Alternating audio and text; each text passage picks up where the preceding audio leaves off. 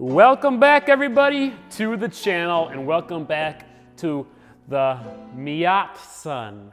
No? What about the Dada or the... Just give me a second, let me think of some things. Dayada?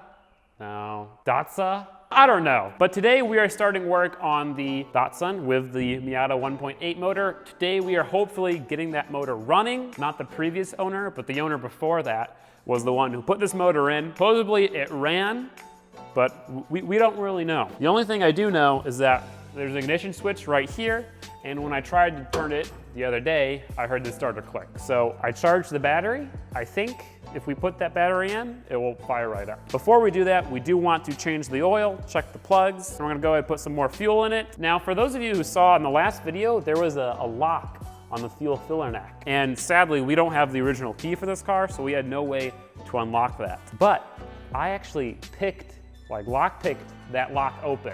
Locked gas cap, as you can see, it doesn't turn. I've got 2 Allen wrenches, one bigger one that I can use to put tension on the lock, and the other that I can use to actually pick it. I hope I can do it again. I did it once, so I can do it again, right?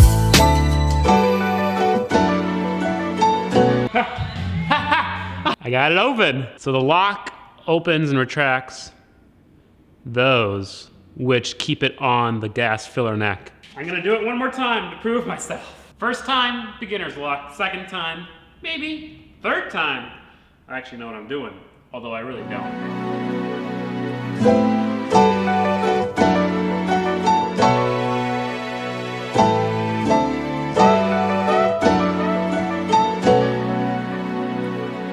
Oh, there we go. I got it. So I guess you can say I am a novice lock picker, probably about 20, 25. Once I get some new perks, I can unlock some skills in that skill tree, but that'll be later. My dad's coming soon. While we're waiting, let's go ahead and throw this thing on the lift, look at how it looks underneath, figure out what we need in terms of parts, and start on the oil change, start on all the other stuff we want to do. Miata is gonna run today. I like that name, it's easy to say. Miata. Or we could just call it a Datsun with the best motor ever, because obviously a Miata motor is literally the best motor ever made. So let's just call it that. Datsun with the best motor ever made in the world. Of all time.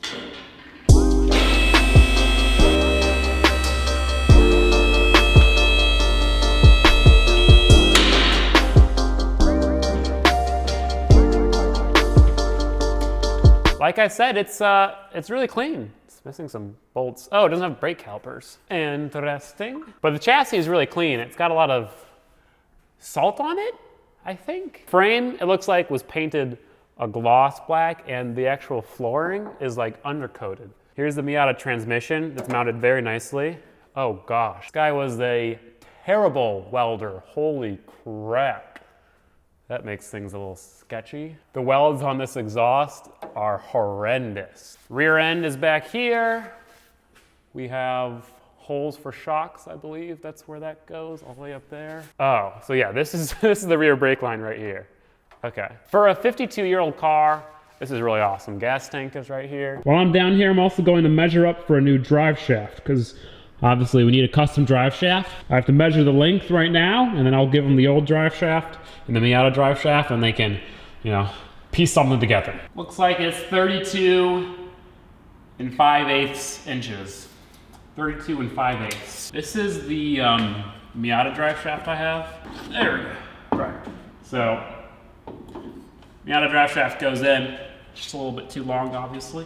I'll send them these 2 drive shafts, and I'll send them the measurement, and they'll figure it out. Let's go ahead and get this thing ready to start. Oh God, oh, okay, there we go. The booger welds are at least not in focus anymore.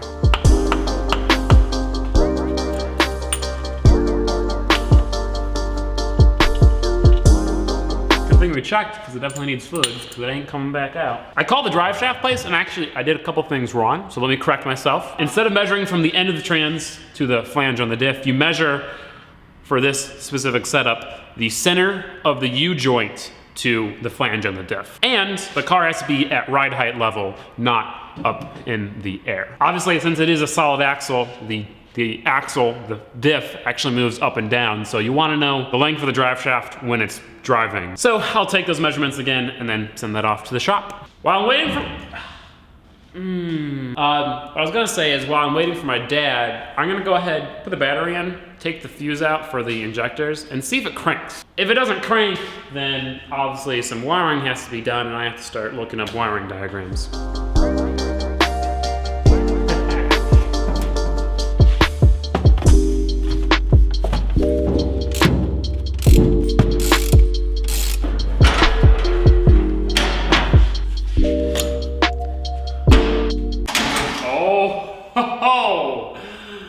Did you guys hear that?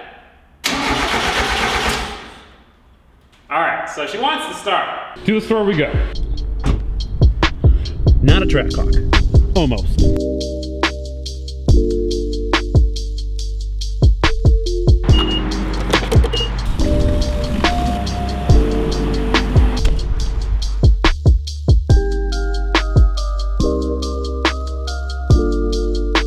We're gonna start with the refresh. Dad, do you mind telling them the last time you did stuff like this? College. College? Would be about 40 years ago. Well, what car was it on? It was a Ford Maverick. Ford Maverick. So we're gonna do an oil change, fill up the trans, and some other stuff.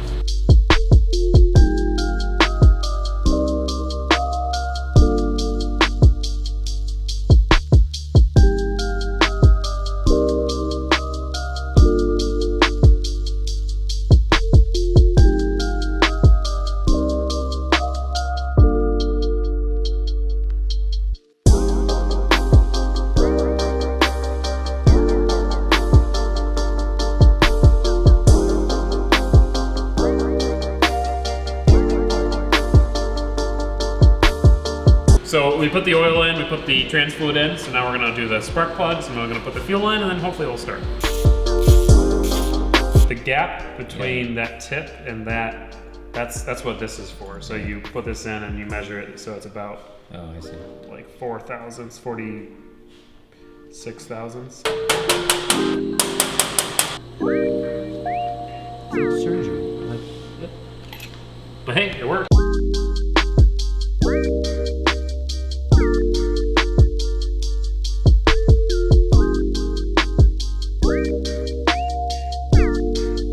So we don't know if there's any gas in there, and if there is, it's probably old gas, so we're gonna fill up.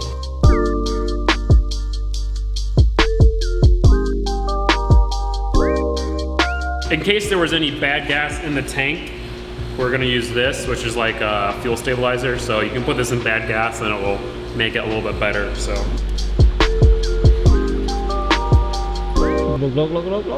Are you excited? Oh, this is it. This is the moment. See if my son's worth anything. Thanks, Dad. Be quiet. I want to see if I can hear the fuel pump priming. Or something. Fuel pump usually goes right here. Right, but it's a stock fuel pump, so you're not going to hear that. You're going to hear the pressure regulator. Sure. Oh, man.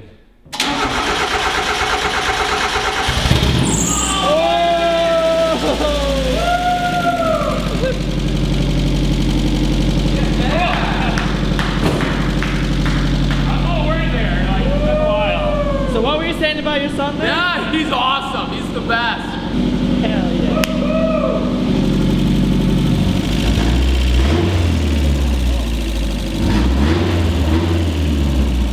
It's awesome. Yeah, that runs. Team review.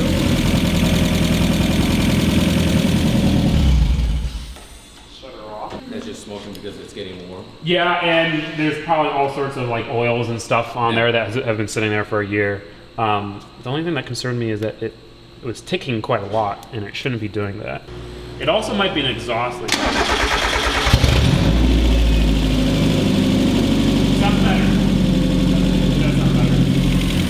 There's definitely still a little bit of lifter sick.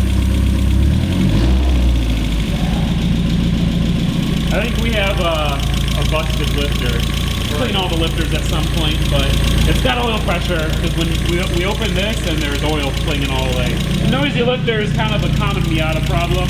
It's not a problem, it's just annoying.